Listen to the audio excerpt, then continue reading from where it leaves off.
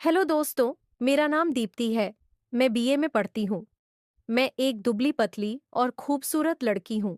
दुबली पतली होने के कारण मेरे भैया और मेरे पापा मुझे हमेशा चिढ़ाते रहते थे, लेकिन वह मुझसे प्यार भी बहुत करते थे। मैं जब भी पढ़ाई करने के लिए मौसा जी के घर जाती तो भैया और पापा के आंखों में आंसू आ जाते, लेकिन जब मैं घर पर रहती तो वह लोग मिलकर मुझे परेशान करते रहते थे। मेरे पापा मुझसे बिल्कुल दोस्त की तरह ही व्यवहार करते थे। कभी कभी जब मुझे घर आना होता था तो मेरे पापा ही मुझे कॉलेज लेने आते थे और मुझसे ऐसे बात करते थे जैसे वह मेरे पापा नहीं बल्कि मेरे फ्रेंड हो। मेरे पापा को देखकर मेरी सभी फ्रेंड मुझसे कहती थी, काश तेरे पापा के जैसे मेरे भी पापा होते। दोस्तों, मैं आपको बता दूं कि मैं पढ़ाई करती हूँ, इसलिए मैं मौसा जी के घर पर ही रहती हूँ। मैं तो घर से ही कॉलेज जाना चाहती थी, लेकिन मेरे घर से कॉलेज बहुत दूर पड़ता है। इसीलिए मौसी और मौसा जी ने मुझे जिद करके अपने यहाँ बुला लिया और कहने लगे, बेटा तुम यहीं आ जाओ, तुम्हारा कॉलेज भी हमारे यहाँ से नजदीक पड़ता है। मौसी ज्यादा जिद कर रही थी, इसलिए पापा भी ज्यादा मना नहीं कर पाए, लेकिन वह हर संडे को मुझे मौसी के यहाँ से लेने पहुंच जाते थे। मेरे मौसा जी बैंक में जॉब करते हैं और मेरी मौसी हाउसवाइफ है। इस समय गर्मियों की छुट्टियां चल रही थी, इसलिए मेरे पापा मेरे पास कॉल कर रहे थे कि मैं तुम्हें कल सुबह लेने आ रहा हूँ। वैसे भी अब तुम्हारे कॉलेज में छुट्टियां चल रही हैं। मैंने कहा, ठीक है पापा, आप सुबह आ जाओ और मैं मौसा जी से पूछ लेती हूँ। पापा कहने लगे, मैं तुम्हारे मौसा जी और मौसी से बात कर लूंगा। तुम सुबह तैयार रहना पापा। मुझसे ऐसे बोल रहे थे जैसे वह अब मेरे बिना एक पल भी नहीं रह पाएंगे। पता नहीं पापा की कैसे रात कटी होगी। मेरी कॉल काटने के बाद पापा ने मौसी के नंबर पर कॉल की और थोड़ी देर इधर उधर की बातें की और फिर कहने लगे, साली जी, आप तो जैसे मेरी बेटी को भेजना ही नहीं चाहती है। आप मेरी बेटी को मुझसे अलग करके बहुत बुरा कर रही हैं।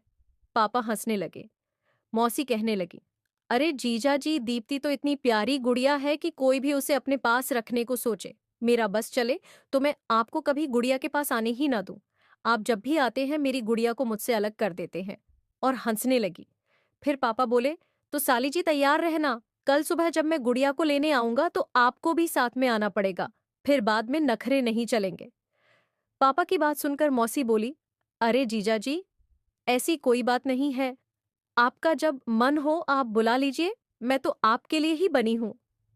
और मुस्कुराने लगी। मौसी को भी मजाक करने की बहुत आदत थी, क्योंकि मेरी मौसी की शादी को अभी 4 साल ही हुए हैं।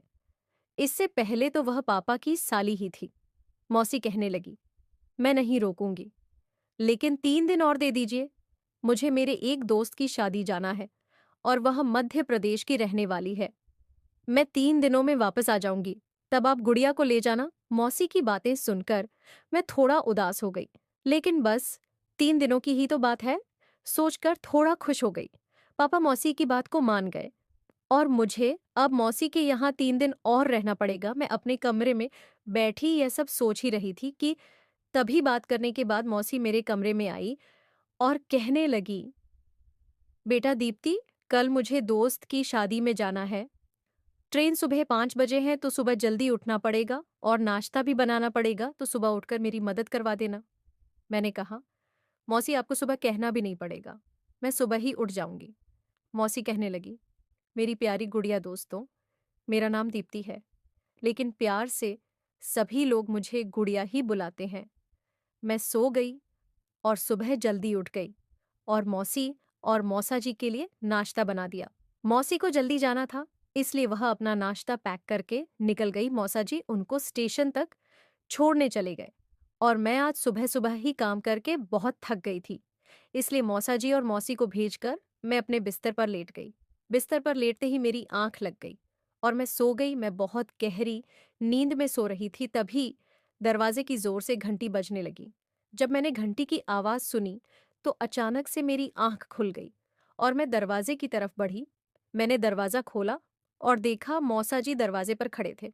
मैंने मौसा जी से पूछा, मौसा जी आपने छोड़ दिया? मौसी को तो मौसा जी कहने लगे, हाँ छोड़ तो दिया, लेकिन ट्रेन में बहुत भीड़ थी, पता नहीं कैसे जाएगी। मौसा जी की हालत देख के लग रहा था कि ट्रेन में कितनी भीड़ थी।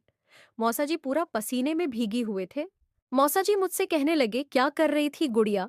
मैं कब से दरवाजे की घंटी दबा रहा हूँ। मैं कहने लगी, कुछ नहीं। मौसा जी बस मेरी आंख लग गई तो मैं सो गई थी।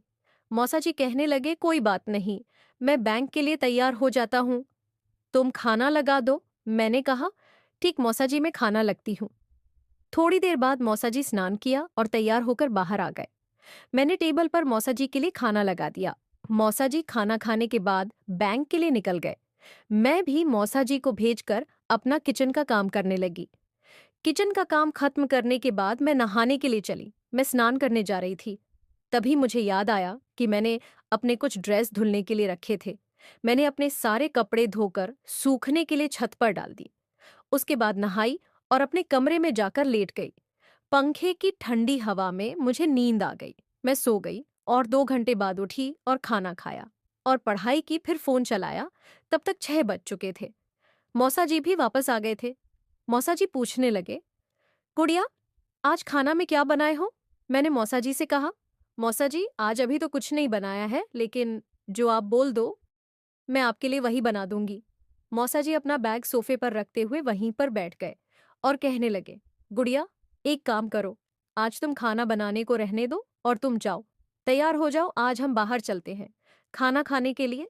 लेकिन मैंने अपने सारे कपड़े धो दिए थे, वह तो अभी सूखे भी नहीं थे। तो मैं बहुत देर बैठकर सोचती रही को क्या पहनूं। तभी मुझे याद आया कि मेरे पास एक पिंक कलर की ड्रेस रखी है, लेकिन वह शॉर्ट है। पता नहीं मौसा जी को अच्छी लगेगी या नहीं। मैंने सोचा मैं मौसा जी से ही पूछ लेती हूँ। मैं मौसा जी के पास वह ड्रेस लेकर पहुंच गई और मौसा जी से कहने लगी, मौसा जी, मैंने अपने सभी कपड़े धो दिए हैं। मुझे पहले नहीं पता था कि हम बाहर चलेंगे। मेरे पास केवल यही एक ड्रेस है, लेकिन ये शॉर्ट है। मौसा जी कहने लगे, शॉर्ट है तो क्या हुआ, तुम यही पहन लो, अच्छी तो लग रही है ड्रेस। मैंने कहा, ठीक मौसा जी, मैं यही पहन लेती हूँ। मौसा जी भी अपने रूम में तैयार होने के लिए चले गए। थोड़ी सी देर बाद मौसा जी तैयार होकर आ गए और मुझे बुलाने लगे, गुड़िया तैयार हो गई या अभी टाइम लगेगा क्या, हमें लेट हो रहा है। मैं कहने लगी, बस मौसा जी जी 1 मिनट लगेगा। तब तक मौसा जी बैठकर मेरा इंतजार करने लगे। मैंने अपने होठों पर हल्की पिंक कलर की लिपस्टिक लगा ली और बहुत कम मेकअप किया, जिससे मैं नेचुरल लग रही थी और मैं बाहर निकल कर आ गई। मौसा जी ने मुझे देखा और देखते ही रह गए और कहने लगे, अरे वाह गुड़िया, तुम तो बहुत प्यारी लग रही हो। अच्छा चलो, हम चलते हैं। मैंने कहा, ठीक। मौसा जी, मैंने अपना हैंडबैग ले लिया और बाइक पर बैठ गई। मौसा जी कहने लगे, तुम हैंडबैग रहने दो, वैसे भी वहां उसका कोई काम भी नहीं है। मैंने भी ठीक समझा और अपना हैंडबैग घर पर ही छोड़ दिया। उसके बाद हमने घर में ताला लगा दिया और शहर की ओर निकल गए। मेरे यहाँ से शहर करीब 5 किलोमीटर दूर था। मैं भी काफी दिनों से बाहर नहीं गई थी, तो मौसा जी को लगा होगा शायद मैं भी घर में परेशान हो गई हूँ। जब हम लोग शहर जाते हैं तो बीच में एक सुनसान रास्ता पड़ता है। हम लोग आराम से बात करते हुए जा रहे थे और 15 मिनट बाद हम एक रेस्टोरेंट में पहुंच गए, लेकिन रेस्टोरेंट में बहुत भीड़ थी। हम लोग बाहर इंतजार करने लगे। मौसा जी कहने लगे, क्यों ना हम दूसरे रेस्टोरेंट में चलें, लेकिन मुझे सबसे ज्यादा वही रेस्टोरेंट पसंद था, तो मैंने मौसा जी को मना कर दिया और कहने लगी, मुझे यही पसंद है, मैं और कहीं नहीं जाऊंगी। मौसा जी कहने लगे, ठीक है, जैसा तुम समझो। हम लोगों ने थोड़ी देर इंतजार किया, फिर हमें वहां पर खाली सीट मिल गई, लेकिन हम लोग वहां बैठने जा रहे थे, तभी वहां पर कोई दूसरा आकर बैठ गया। मौसा जी को बहुत गुस्सा आया। मैं कहने लगी, सर हम लोगों की सीट है, तो वह हमसे बहस करने लगे। मौसा जी भी उनसे झगड़ा करने लगे और कहने लगे, भाई साहब, हम लोग कब से इंतजार कर रहे थे और आप यहाँ आकर बैठ गए, ये कैसी बदतमीजी है। उसके बाद हम लोगों ने एक वेटर को बुलाया और उनको समझाया, तो थोड़ी देर बाद वह लोग मान गए और वहां से उठ गए। उसके बाद वेटर हमारे पास मेनू लेकर आ गया। मौसा जी ने मुझे मेनू दिखाते हुए कहने लगे, गुड़िया, तुम्हें जो पसंद हो वह मंगा लो, मैं भी वही खा लूंगा। वैसे भी रेस्टोरेंट में मेरे कुछ समझ नहीं आता कि क्या ऑन ऑर्डर करूं। मैंने मेनू देखते हुए उसमें से कुछ चीजें ऑन ऑर्डर कर दी। थोड़ी देर बाद वेटर हमारा ऑन ऑर्डर लेकर आ गया और हम लोगों ने खाना खाया और ढेर सारी बातें की। खाना खाने के बाद हम लोग घर के लिए निकल लिए। रास्ते में गाड़ी पर मुझे थोड़ी ठंडी ठंडी हवा लगने लगी। हवा के उन सरसराहट के झोंकों से मुझे नींद सी आने लगी। रात के 11 बजे का समय था और ठंडी हवा तो क्या कहने, हम लोग गुनगुनाते हुए आ रहे थे। वहां से इस समय कोई भी नहीं निकल रहा था। पूरे रास्ते में सुनसान का भय मुझे डरा रहा था। हम लोग जा रहे थे, तभी कुछ दूरी पर हमें एक हल्की सी लाइट दिखी। हम लोग उसके पास गए, तभी एक आदमी हमारी तरफ टॉर्च लगाते हुए गाड़ी के सामने आ गया। मौसा जी ने गाड़ी रोक दी। वह आदमी कहने लगा, भाई साहब मेरी मदद कर दीजिए, मैं इस सुनसान रास्ते पर फंस गया हूँ। थोड़ी दूरी पर मेरा ट्रैक्टर है, वह खराब हो गया है, स्टार्ट भी नहीं हो रहा। तब मैं समझी कि वह एक किसान है जो अभी फंसा हुआ है। वह बूढ़ा किसान कहने लगा, मैं बहुत देर से इंतजार कर रहा था लेकिन यहाँ से कोई निकल ही नहीं रहा। आप मेरी मदद कर दीजिए, 3 किलोमीटर आगे मेरा गांव है, आप वहां मुझे छोड़ दीजिए, फिर मैं वहां से अपने घर के लिए निकल जाऊंगा। पहले मौसा जी को उसकी बात पर यकीन नहीं हो रहा था। फिर मौसा जी मुझसे पूछने लगे, गुड़िया तुम ही बताओ मैं क्या करूं। मैं थोड़ा सोची, फिर कहने लगी, मौसा जी ये बेचारा यहाँ फंस गया है और हमारे बाद पता नहीं फिर इसे कोई मिले या नहीं। मौसा जी कहने लगे, ठीक है। मैं मौसा जी के पीछे बैठी थी। मौसा जी कहने लगे, गुड़िया तुम दोनों तरफ पैर करके बैठ जाओ। मैं दोनों तरफ पैर करके बैठ गई। फिर वो बूढ़ा किसान मेरे पीछे बैठ गया। थोड़ी दूरी पर वहां हमें एक खराब ट्रैक्टर मिला। किसान कहने लगा, भाई साहब यही ट्रैक्टर मेरा है, वो खराब हो गया है, अब सुबह मैं इसे बनवाऊंगा। मौसा जी कहने लगे, ठीक है, तुम सही से बैठ जाओ, मैं तुम्हें छोड़ दूंगा। थोड़ी दूर जाने पर किसान कहने लगा, बस बेटा यही रोक दो, मेरा घर आ गया है, बस यही से थोड़ी दूर। एह, वो मौसा जी का शुक्रिया कहने लगा।